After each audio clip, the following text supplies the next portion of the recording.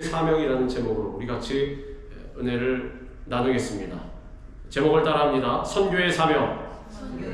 선교의 사명. 사람은 특별한 경우가 아니면 모든 사람이 지켜보는 가운데 죽음을 맞이할 때 유언을 합니다. 자네가 너에게 남길 말이 있다.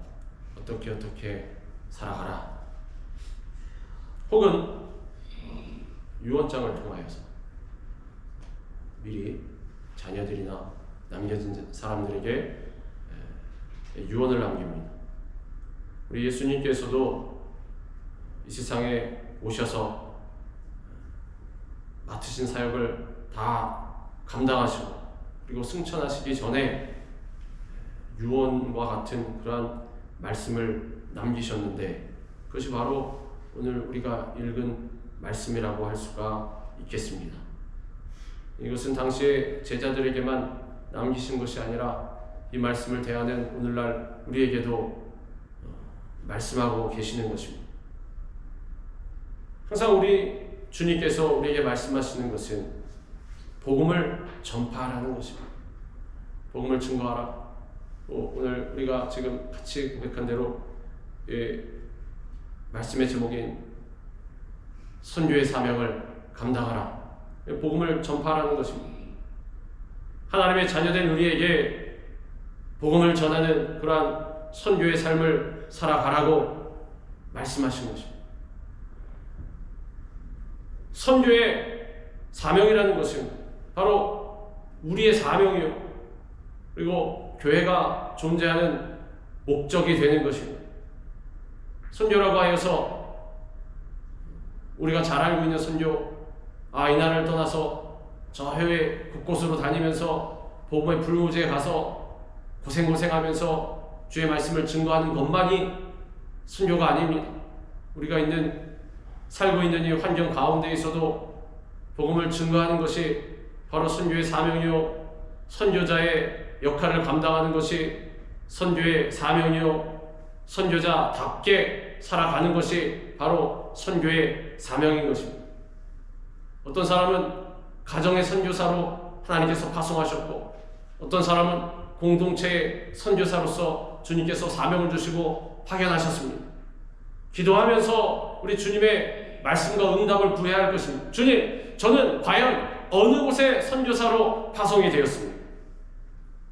파송이 안 된 사람 없습니다. 다 파송이 되었습니다. 나만 모르고 있을 뿐이지, 나만 부정하고 있을 뿐이지, 우리는 다 선교의 사명자로 부르심을 받았다라는 것입니다. 자녀로 부르신 것이, 자, 네가 이제 하나님의 자녀가 되었으니 이제 너의 삶은 걱정 없다. 자, 이제 맘대로 살아라. 다 너의 운명은 정해져 있다. 난 주님의 유대인들처럼 선민의식에 젖어서 폼 잡고 살아가라는 것이 아니라 사명을 맡기신 것입니다. 선교의 사명, 선교자의 사명, 선교자답게 살아가는 것. 그러므로 우리 예수님께서 오늘 이 본문을 통해서 말씀하신 지상 명령을 따라서 선교의 삶을 살아가야 하는 것입니다. 예수님께서는 승천하시기 전에 제자들에게 하늘과 땅의 모든 권세가 내게 주어졌다라고 말씀하셨습니다. 예수께서 나와 말씀하여 이르시되 하늘과 땅의 모든 권세를 내게 주셨으니, 예수님께서 죽으시고 부활하심으로 죄와 사망의 권세가 예수님 앞에서 다 도말되었습니다. 무릎을 꿇었습니다. 온 우주 만물의 모든 권세가 예수님께 복종하고 하나님께 영광을 돌리게 되었습니다. 이러므로 하나님이 그를 지극히 높여 모든 이름 위에 뛰어난 이름을 주사 하늘에 있는 자들과 땅에 있는 자들과 땅 아래에 있는 자들로 모든 무릎을 예수의 이름에 꿇게 하시고 모든 입으로 예수 그리스도를 주라 시인하여 하나님 아버지께 영광을 돌리게 하셨느니라. 절대 주권자 되신 부활의 예수님을 만난 이 사도들은 예수님의 권세를 가지고 복음을 전함으로 말미암아 모든 장애물을 뛰어넘고 하나님 나라를 세워갈 수 있었습니다. 우리에게도 예수님께서 오늘날 말씀하시는 것이 무엇입니까? 하늘과 땅의 모든 권세를 우리 예수님께 주셨답니다. 아, 그렇구나. 우리 예수님은 하늘과 땅의 모든 권세를 가지신 분이구나. 참 하나님이시구나. 끝! 이게 아니라 그 예수님의 명령을 우리가 받았습니다. 사명자로 부르심을 받았습니다. 그러면 그 권세가 그대로 사명자들에게 타고 내려오는 것입니다. 즉 우리에게 예수님의 권세가 주어졌다라는 것입니다. 그래서 사도들이 복음을 전할 때에 사람이 바뀌어질 수 있었던 것입니다. 과거의 겁쟁이에서 용감한 사람으로 바뀌었습니다. 옹졸한 사람에서 대범한 사람으로 바뀌어졌다라는 것입니다. 과거엔 요만한 거에 집착해서 일희일비했지만은 성령의 충만함을 받고 예수님의 권세를 받고 바뀌니까 어떻게 되었습니까? 큰 사람이 되었다라는 것입니다. 거목과 같은. 사탄이 와서 영원한 문제로 야 아프지 자존심 상하지 막 찔러도 끄떡도 하지 않는, 요동하지 않는, 누가 뭐라 그러면 그래서 슬프고 누가 뭐라 그러면 그래서 기뻐하고, 그게 아니라 주위의 환경에 영향을 안 받는 것입니다. 사도들이 그런 것입니다. 이들의 머릿속에 무슨 생각만 있었습니까? 예수님의 마지막 명령, 너희는 가서 복음을 증거하라, 선교의 사명을 감당하라, 모든 사람 제자로 삼으라, 세례를 베풀라, 내가 너에게 분부한 모든 것을 가르쳐 지키게 하라. 그것만이 마음 가운데 있었다라는 것입니다. 다른 것은 관심사가 아니었습니다. 사도들의 인생이 그랬습니다. 오늘날 우리도 이 세상에 사명자로, 사도로 부르심을 받았다라는 것입니다. 그래서 우리가 처한 그러한 환경과 가정이 될 수도 있고 또 직장이나 사업장이 될 수도 있고 여러 가지 환경 가운데에서 우리 예수님께서 나를 어떤 사명자로 부르셨는지 잘 깨닫고 예수님의 권세를 이어받은 자들로서 권세를 가지고 앞으로 나아가야 하는 것입니다. 권세를 갖고 있으면 뒤로 물러갈 수가 없습니다. 그렇지 않습니까? 뒤로 물러가는 사람 누굽니까? 힘이 없는 사람, 권세가 없는 사람, 아무 자격도 없는 사람. 그 어두운 곳에서 예전에 이런 영화도 있었잖아요. 어둠의 자식들이라. 어둠의 자식이 되어서 보이지 않는 곳에서 풀이 죽어 뿌리고 있는 것입니다. 그런데 우리는 어떻습니까? 빛의 자녀입니다. 빛의 자녀. 그리고 예수님의 권세를 받은 사람들 어떻게 살아가야 되겠습니까? 어깨를 펴고 당당하게 얼굴에 해같이 빛나면서 그렇게 살아가야 하는 것입니다. 리드할 수 있어야 됩니다. 세상에 나오시오. 세상 사람들 웃고 다니지만 그게 웃는 것인가? 내가 웃는 게 아니야. 그러지 않습니다. 웃는 게 아닙니다. 왜? 날마다 괴로움과 어려움에 찌들어서, 상처로 찌들어서, 아픔으로 찌들어서, 원망 불평으로 찌들어서 그렇게 다니지 않습니다. 우리 빛의 자녀들, 우리 하나님의 자녀들, 예수님의 제자들은 어떻게 다녀야 됩니까? 이들을 빛 가운데로 이끌어낼 수 있어야 하는 것입니다. 선한 영향력을 주위에 끼치는 것도, 빛을 환하게 비추는 것도, 그것도 선교자의 사명인 것입니다. 빛이 선한 영향력 아닙니까? 사람들에게 빛을 확 비춰주면 그들이 어떻게 됩니까? 빛 가운데로 나올 수밖에 없는 것입니다. 그렇지 않습니까? 어둠 가운데 머물러 있겠습니까? 아무것도 안 보이는데 빛을 비춰주면 그곳으로 나오는 것입니다. 환한 빛이다. 저게 무엇인가? 가보자. 우리가 그러한 삶을 감당해야 한다는 것입니다. 선교는 우리의 힘으로 할 수 없습니다. 성령의 임재를 통해서 예수님의 권세로 이 모든 일을 감당할 수 있는 것입니다. 우리에게 주셨습니다. 성령도 주시고 예수 그리스도의 권세, 그 이름의 권세도, 보혈의 권세도 우리에게 주신 것입니다. 만약에 우리에게 지금 성령의 충만함이 부족합니다. 주님, 성령 하나님께서 나와 함께 하심을 원합니다. 바랍니다. 소망합니다. 앙망합니다. 면 열심히 기도해야, 간구해야 합니다. 임재를 구해야 하는 것입니다. 성령님 계시든 안 계시든 난 상관없습니다. 이렇게 살아가는 것이 아니라 관심사가 거기에 있어야 한다는, 내가 오늘도 아침에 일어났을 때 내가 과연 지금 성령의 충만한가? 성령 하나님께서 나와 함께 하시는가? 내가 성령의 임재를 간구하고 있는 것인가? 내가 앙망하고 있는 것인가? 내가 바라고 있는 것인가? 내 진정 그것이 나의 관심사인가? 혹시 내가 다른 것을 좋아하는 것은 아닌가? 혹시 내가 다른 것에 기뻐하는 것은 아닌가? 혹시 다른 문제로 인해서 근심 고민하고 있는 것은 아닌가? 점검해봐야 합니다. 아침에 일어날 때도, 저녁에 자기 전에도 계속해서 점검해봐야 하는 것입니다. 내가 과연 성령의 사람이고 내가 과연 선교의 사명을 맡은 자인가? 내가 답게 살아가고 있는 것입니다. 답게 살아가는 것이 굉장히 중요한 것입니다. 답게 살아가야 하나님 앞에 딱 섰을 때에도 그 사람이 그렇게 보일 것 아닙니까? 선교의 사명자로서 살아가야, 사도답게 살아가야 하나님께서 보실 때에도 아, 너 사도구나, 너 선교의 사명자구나. 세상 사람답게 살아가면, 선교의 사명자답지 못하게 살아가면 하나님께서 어떻게 보시겠습니까? 그렇게 보시는 것입니다. 너 세상 사람이구나. 나는 너의 정체성을 모르겠다. 답게 살아가는 것이 중요합니다. 그러기 위해서는 성령 하나님 나와 함께하여 주시옵소서. 선교의 주체는 성령님이십니다. 복음은 예루살렘에 120명의 성령을 받은 사건으로부터 시작해서 땅끝까지 계속해서 퍼져나간 것입니다. 오늘날도 퍼져나가고 있습니다. 성령의 충만함을 받지 못하면 절대로 선교를 할 수가 없습니다. 선교의 사명을 감당할 수가 없습니다. 그런 사람은 가정에서도, 직장에서도, 사업장에서도 선교사로서의 사명을 감당할 수가 없는 것입니다. 그것을 변화시키지 못합니다. 오히려 어떻게 됩니까? 내가 변화됩니다. 내가 세상답게 변합니다. 큰일입니다. 그러면 사명자로서 온전히 설 수가 없다라는 것입니다. 그러나 성령이 임하시면 할 수 있습니다. 주님께서 우리에게 이렇게 말씀하십니다. 오직 성령이 너희에게 임하시면 너희가 권능을 받고 예루살렘과 온 유대와 사마리아와 땅끝까지 이르러 내 증인이 되리라 하시니라. 예수 그리스도의 권능, 그 권세, 누구를 통해서입니까? 성령 하나님의 역사를 통하여서 우리에게 오는 것입니다. 그래서 예수님께서 우리에게 성령을 보내주신 것 아닙니까? 제자들에게 말씀하셨습니다. 성령을 받아야 된다. 성령의 충만함을 받아야 된다. 당부하셨습니다. 잊어버리지 말아라. 중요한 것은 성령이다.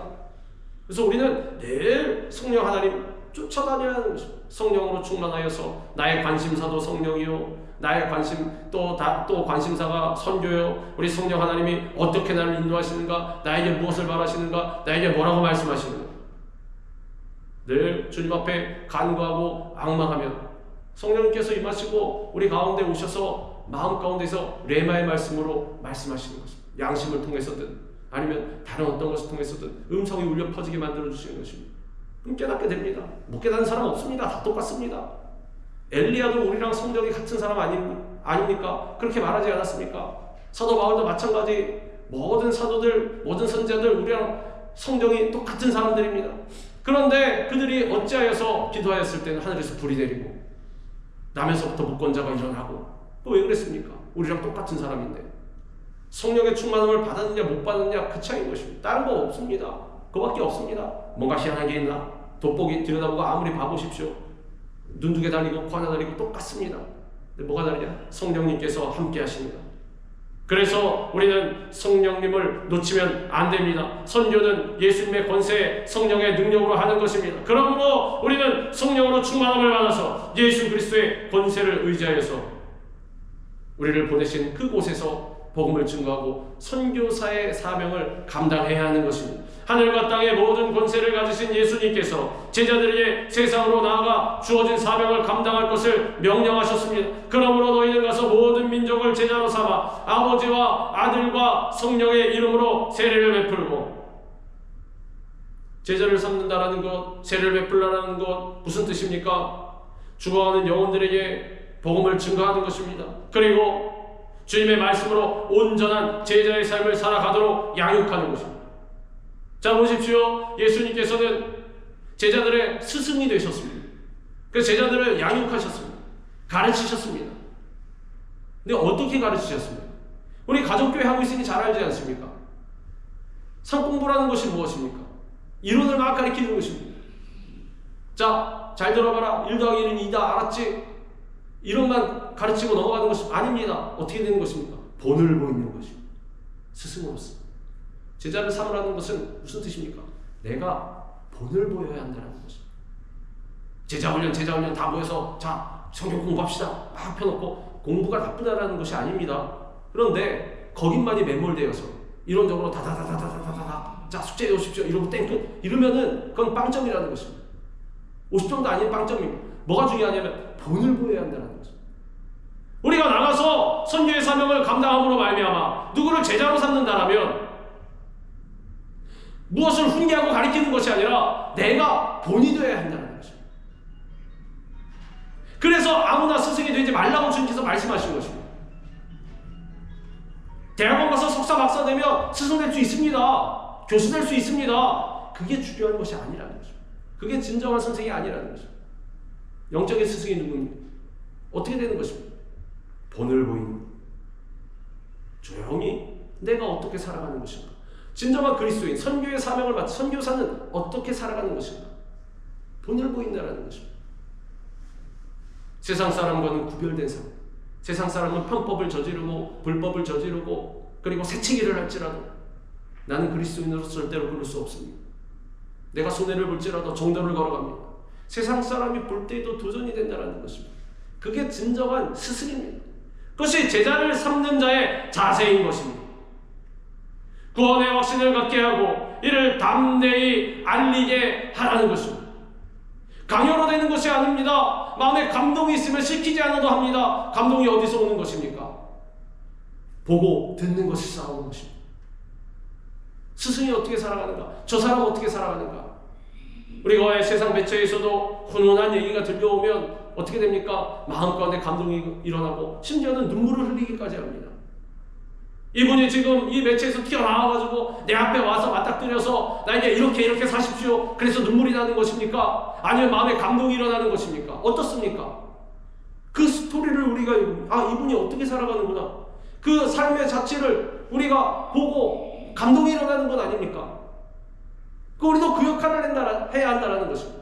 제자를 삼는다는 것, 스승이 되어야 한다는 것, 내가 그러한 인생을 살아가야 한다는 것입니다.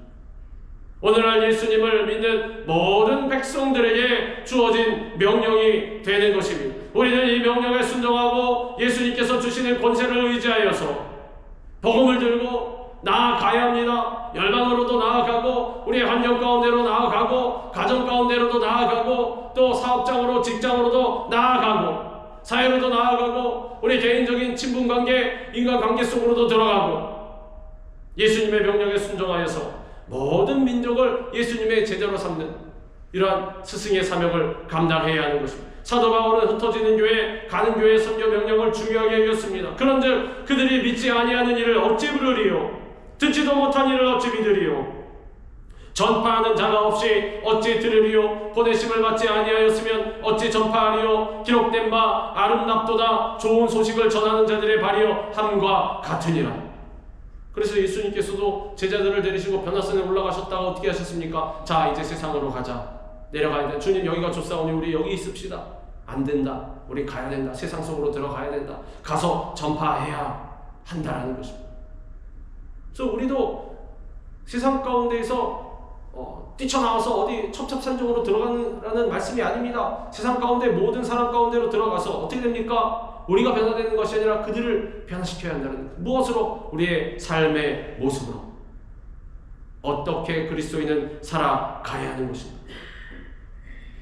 그렇게 모습을 통해서 전파해야 한다는 것입니다. 이제 우리는 개인의 문제에만 매몰되어서 나의 인생만을 살아가는 것이 아니라 나의 인생, 개인적인 인생에 일희일비하는 것이 아니라 모든 민족을 제자 삼기 위해서 적극적으로 이러한 선교의 대열에 서서 모든 인류를 향해서 우리가 나아가야 하는 것입니다. 제자는 스승의 가르침대로 살아가는 사람입니다. 예수님의 사역 중에 하나는 가르치는 일이었습니다. 예수님은 제자들에게 세상에 나가 예수님의 가르침을 따라 새로운 삶을 살아가도록 세상을 이끌어야 한다고 말씀하셨습니다. 내가 너에게 분부한 모든 것을 가르쳐 지키게 하라. 우리가 하나님의 말씀으로 충만한 삶을 살아가야 가르칠 수가 있습니다. 그렇지 않습니까? 무엇을 가르치더라도 우리가 삶으로 가르치고 또 말씀을 증거할 수 있습니다. 그런데 뭘 알아야 증거할 것 아닙니다. 우리가 먼저 말씀으로 충만하게 되어야 한다는 것입니다. 너무 이론적으로만 하는 것도 문제고 또 어떻습니까? 말씀을 멀리하고 너무 실생활 살아가는 것만 또 중점을 둬도 그것도 문제입니다. 두 개가 같이 가야 하는 것입니다. 말씀도 이론도 그리고 실제도 같이 가야 한다는 것입니다. 어느 한쪽에만 치우쳐버리고 매몰되면 안 된다는 것입니다. 그래서 예수님께서 가르쳐 지키게 하라. 말씀을 통해서 우리에게 분부하신 것입니다. 그러므로 우리는 늘 말씀으로 충만해야 합니다. 말씀을 주야로 묵상하고 그리고 또 암송도 하고 선포하여서 말씀과 동행하는 삶을 살아가야 하는 것입니다. 우리의 연약함은 또 말씀의 부재에서 오기도 합니다. 왜냐하면 말씀 가운데에는 살아 역사하는 주님의 능력이 있는데 우리를 변화시키시는데 우리가 말씀이 없기, 마음 가운데 말씀이 없기 때문에 계속해서 연약해져 간다는 것입니다. 물론 연약한 우리를 주님께서 불쌍히 여기십니다. 찾아오십니다. 찾아오시면 어떻게 됩니까? 우리 변화되어야 됩니다. 어떻게? 말씀으로 가까이 가는 사람은 말씀도 제쳐놓고 기도도 제쳐놓고 성령 하나님 오시옵소서 기도도 안 하고 또 주님 말씀 채우기 원합니다. 말씀도 안 보고 그리고 그렇게 살아간다면 어떻게 됩니까? 그냥 착하게 사는 사람이면 그냥 착하게 사는 사람 세상에 나가보시면서 착하게 사는 사람 많이 있습니다. 많이 있습니다. 걸어가다 발로 툭 차면 발에 걸리는 사람은 착한 사람들입니다. 그 착해서 구원받는 것이 아니에요. 착해서 사명을 감당할 수 있는 것이 아니에요. 말씀이 들어와 있어야 하는 것입니다. 하나님의 말씀이. 그래야 영적인 분별력이 살아있게 되는 것입니다. 갑자기 들어오는 질문이 무엇인지 아십니까? 좋습니다. 예수님처럼 살아가는 것 그리스도인입니다. 그런데 세상적으로 착한 것과 그리스도인 다른 점이 무엇입니까? 뭐라고 대답하겠습니까? 똑같은데요? 뭐 이럴 것입니까? 아니, 우리 가운데 말씀이 있어야 하는 것입니다. 예수 그리스도께서 우리 가운데 오셔서 죄악된 우리를 그 보혈로 구원하시고 우리에게 새 생명을 주신 구원의 길을 열어주신 그 복음을 우리는 증거할 수 있어야 한다는 것입니다. 말로도 증거할 수 있고 지금 좀 전에 말씀드린 대로 우리의 삶의 모습으로 증거할 수 있어야 하는 것입니다. 만약에 생각해 보십시오. 이론적으로는 탁탁탁탁탁탁 나가는데 또 행함에 안 따른다면 삶의 모습에 안 따른다면 가식적이 될 것입니다. 그렇지 않습니까? 또 반대가 된다면 세상적으로 착한 사람만 될 뿐입니다. 이 두 개가 같이 가야 하는 것입니다. 하나님의 말씀은 살아있고 활력이 있어 좌우의 날선 어떤 검보다도 예리하여서 혼과 영과 및 관절과 골수를 찔러 쪼개기까지 하며 또 마음의 생각과 뜻을 판단하나니 날마다 말씀의 거울에 자신을 비춰보고 말씀으로 무장하고 말씀을 지켜 행해야 하는 것입니다. 기준이 되는 것은 주님의 말씀입니다. 세상의 이론이 아닙니다. 세상의 학자가 이렇게 살아야 착합니다. 이렇게 살아야 사람 간의 인간관계가 원활합니다. 맨날 그거 공부하고 그리스도인이 사실 그러면 별로 안 좋습니다. 이론은 다 알고 있습니다. 이거 두껍다고 아유 여기서 어떻게 찾나 그냥 유튜브 열어놓고 세상의 학자가 뭐라 그러나 들어보자 이게 아니라 어려워도 힘들어도 피곤해도 졸려도 봐야 한다는 거죠. 한 절이라도 하루에 한 절이라도 이 안에 하나님께서 다 말씀하셨어요. 말씀 안 하신 것이 없어요. 내가 망각할 뿐이지. 하나님의 말씀을 늘 마음 가운데 채워야 한다는 것입니다. 정해 놓으시기 바랍니다. 내가 하루에 한 절, 하루에 한 장, 하루에 30분, 하루에 단 몇 분이라도 시간을 정해놓든 양을 정해놓고 날마다 규칙적으로 하나님의 말씀을 대하는 것입니다. 우리 아침에 여러분 양치하지 않습니까? 정해도 자기들 정해 양치하고 하루에 3끼 혹은 어떤 분은 2끼 어떤 분은 1끼 그래도 정해진 시간에 밥 먹지 않습니다. 밥은 기가 막히게 잘 찾아 먹고 또 밥 시간 지나면 나 배고픈데 밥 안 줘 이렇게 됐는데도 말씀은 안 그럽니다. 말씀 안 먹어도 말씀 양식이라지 말씀 안 먹어도 이건 배고픈지도 모르고 몸이 영양분이 빠져가는지도 모르고 관심도 없고 이렇게 살아가면 이건 영적으로 죽은 사람인데 죽은 사람 이미 죽은 사람입니다. 그리고 죽은 사람 되면 안 되지 않습니까? 하나님께서 보실 때 세상에 대해서는 죽었지만 영적으로 살아있는 사람이 되어야 하는 것입니다. 근데 반대로 말씀 안 채움으로 말미암아 영적으로 죽어있는데 세상에 대해서만 살아있는 기가 살아서 기세등등해서 이런 사람 하나님께서 보실 때는 어떻습니까? 죽어있는 사람. 주님 저 여기 있습니다. 안 보이는데? 죽어있는 사람이기 때문에 그리고 영적으로 살아있는 사람이 되어야 하는 것입니다. 그러기 위해서는 말씀으로 우리 가운데 충만하게 채워야 하는 것입니다.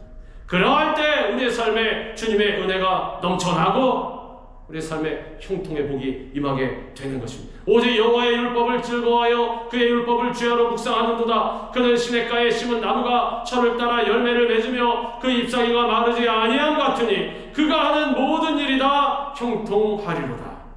주님께서 약속하고 계시지 않습니까? 어떻습니까? 보십시오. 시편 1편에 벌써 약속하고 계시지 않습니까? 말씀 가운데 정답이 다 있지 않습니까? 여호와의 율법을 즐거워하여 그 율법을 주야로 묵상하는 사람에게 시냇가에 심은 나무가 철을 따라 열매를 맺는 것과 같이 그 잎사귀가 마르지 않는 것과 같이 그가 하는 모든 일이 다 형통하리. 주님 형통함을 주시옵소서 하면서 말씀은 안대하면 되겠습니까? 그러면서 뭐라 그럽니까? 주님 제가 어떻게 살아가야 될지 모르겠나이다. 이 말씀 다 주셨는데 그럼 우리 주님께서 뭐라고 하셨습니까? 야 말씀 줬지 않냐? 종교개혁을 통해서 루터를 보내셔서 말씀 개인적으로 다 볼 수 있게 만들어 줬지 않냐? 왜 안 보냐? 우리 주님께서 말씀하시는 것입니다. 세상이 우리에게 손가락질하는 것, 그리스도인이 안타깝게도 세상 사람에게 세상에 손가락질 당하는 것은 결국에는 말씀대로 살지 않기 때문에 그렇습니다. 말씀대로 살지 않기 때문에. 왜 그렇습니까? 말씀이 없기 때문에. 하나님의 자녀된 우리는 말씀의 생활화가 이루어질 수 있도록 말씀대로 살아가기를 힘써야 하는 것입니다. 그래야 해서 세상의 손과 빛이 되어서 세상을 변화시켜 나가는 그러한 주인공들이 될 수 있어야 할 것입니다. 세상에 나아가 복음을 전하는 제자들에게 예수님께서는 언제까지나 함께 하시겠다고 약속하셨습니다.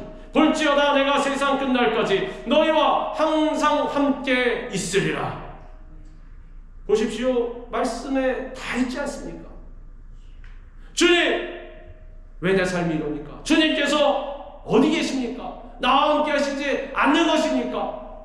뭐라고 하셨습니까? 볼지어다 내가 세상 끝날까지 너희와 항상 함께 있으리라. 항상 함께 있으리라. 어디 계십니까? 항상 함께 있으리라. 어디 계십니까? 항상 함께 계신답니다. 보십시오. 다 있습니다. 실망하거나 낙심할 필요가 없다라는 것입니다. 눈물 흘릴 필요가 없습니다. 맨날 두려움과 불안함, 초조함에 막 눌려서 나는 어디로 갈고 이럴 필요가 없고 그건 세상 사람이 하는 것입니다. 내가 왜 살며 어디서 와서 왜 살며 어디로 갈지 알지 못하는 사람은 세상 사람입니다. 우리는 어디에서 와서 왜 살고 어디로 가는지 압니다. 왜? 우리 예수님께서 세상 끝날까지 나와 함께 하심을 약속하셨기 때문에. 만세전부터 나를 택하여 부르시고 예수님을 통하여 나를 자녀 삼으시고 결국 어디로 갑니까? 주의 사명을 감당함으로 구원의 길로 쭉 걸어감으로 말미암아 총 가는 것입니다. 우리는 그러한 코스로 살아갑니다. 정답 다 있지 않습니까? 뭐가 궁금합니까? 뭐가 불안합니까? 뭐가 두렵습니까? 아무것도 없습니다. 담백한 것입니다. 우리 믿음의 선진들 뭐라 그랬습니까? 날마다 우리가 되어 있는 것. 살면 전도요, 죽으면 천국이라. 살면 전도, 죽으면 천국. 살면 선교의 사명, 죽으면 주님 곁으로 천국. 뭐가 궁금합니까? 뭐가 두렵습니까? 뭐가 불안합니까? 아무것도 없습니다. 세상 끝날까지 함께 하신다는 약속의 말씀, 선진들의 믿음과 사역을 계승한 우리 모두에게 주시는 약속의 말씀인 것입니다. 불안하고 두렵다? 믿지 못하게, 불안하고 두렵다? 정답이 없다? 말씀하시는 것은 이 말씀, 약속 믿지 못한다라는 것입니다. 나는 믿지 못하겠습니다. 주님. 그러면 안 되지 않습니까? 믿음의 자녀들인데. 좀 멋있게. 주님, 저는 믿습니다. 좀 멋있게 살아야지. 창피하게 그렇게 살면 안 된다라는 것입니다. 주님! 나는 주님의 약속을 믿습니다. 주님은 승천하신 후에 보혜사 성령을 보내사 영원토록 제자들과 함께 하실 것을 약속하셨습니다. 내가 아버지께 구하겠으니 그가 또 다른 보혜사를 너희에게 주사 영원토록 너희와 함께 있게 하리니. 예수님께서 보십시오. 말씀을 통해서 약속하셨습니다. 예수님께서 직접 아버지께 구하셨어요. 성부 하나님께 구하셨어요. 또 다른 보혜사 성령 하나님을 너희에게 보내주겠다. 그리고 그 성령 하나님께서 너희와 세상 끝날까지 함께 하실 거예요. 성령님 누구십니까? 하나님이요 예수 그리스도의 영이십니다. 예수님께서 함께 하시는 것입니다.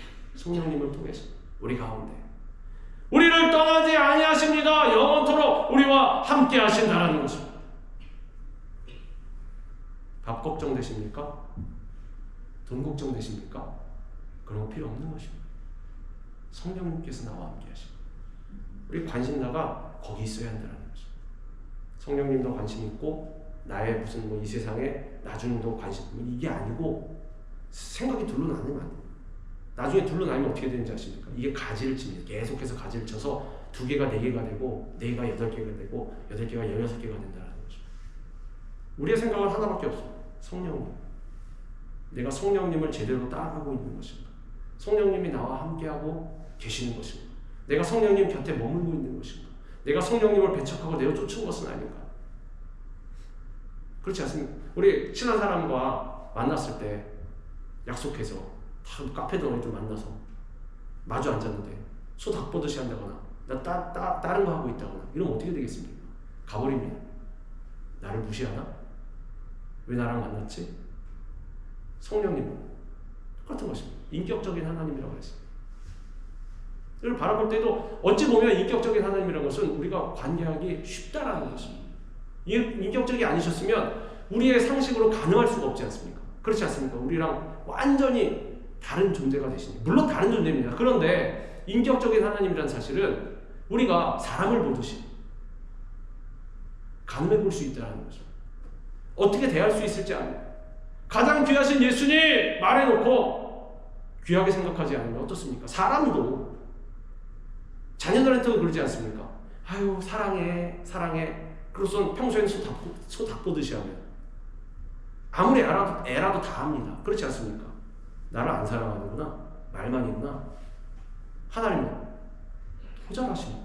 성령님 더 잘하십니다. 왜? 우리의 마음을 감찰하고 계시기 때문에, 마음 깊은 곳까지 다 알고 계시기 때문에.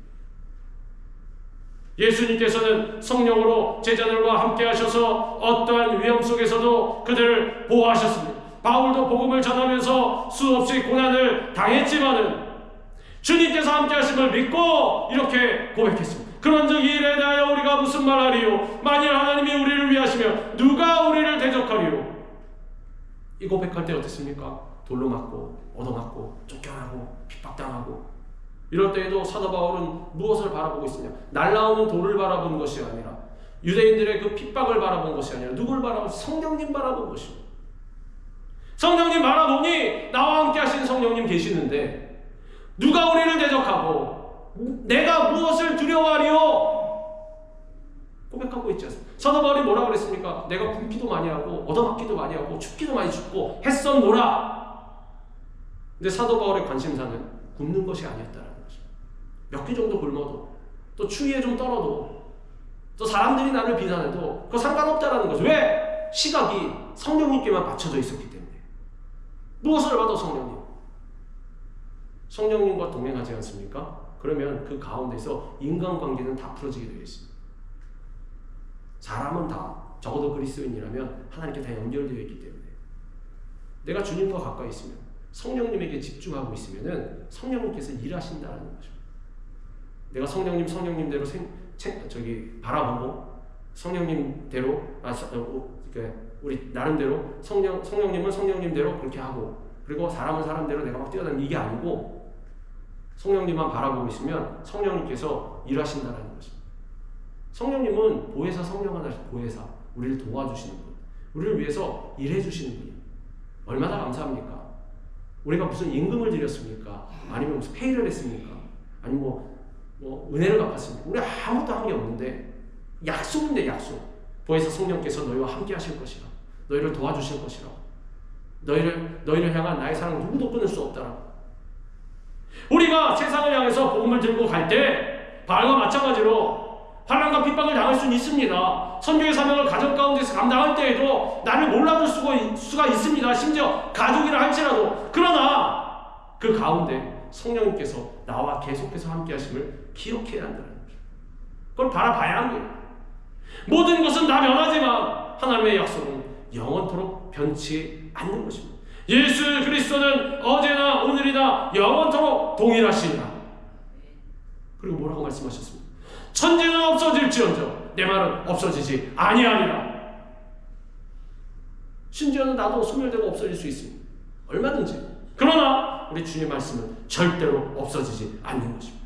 우리 예수님은 변질되지 않으십니다. 사람은 가족이라도 배신할 수 있습니다. 그런데 예수 그리스도는 어제나 오늘이나 영원토록 동일하시니라. 믿고 의지할 분은 우리 예수님, 우리 성령님밖에 없는 것입니다. 우리는 담대한 믿음을 가지고 예수 그리스도의 피 묻은 십자가의 복음을 들고 나아가야 합니다. 귀한 사명을 감당할 때 많은 핍박과 어려움이 다가와도 걱정하지 마시기 바랍니다. 성령이 우리와 함께 하시고 사랑으로 붙드시고 인도해 주시기 때문에 땅끝까지 이르러 복음의 증인이 되라는 귀한 사명을 우리는 감당할 수가 있는 것입니다. 예수님처럼 살아가면 어떻습니까? 바보 취급당할 수 있습니다. 예수님처럼 원수도 사랑하면 어떻게 됩니까? 멍청하다는 소리 들을 수 있습니다. 그 예수님처럼 연약한 모습으로 살아가면 어떻습니까? 사람들 무시할 수 있습니다. 거리적거리지 바로 다 차버리고. 그 어떻습니까? 그러나 하나님께서는 인정하신다는 거죠. 결국 예수님 어떻게 되셨습니까? 높고 높은 보좌에 앉으신 것입니다. 그래서 예수님께서도 선생으로 스승으로서 제자된 우리에게 뭐라고 말씀하십니까? 나처럼 살아야 한다는 거죠. 나처럼. 누구를 따라? 성령 하나님을 따라서 성령님의 도우심을 받아서 우리 주님께서 맡겨주신 이 귀한 사명을 마음에 품고 주님 오시는 날까지 충성하여서 하나님이 가장 기뻐하시는 복음의 증인들이 다 되시기를 우리 주님의 이름으로 축원합니다. 기도하겠습니다.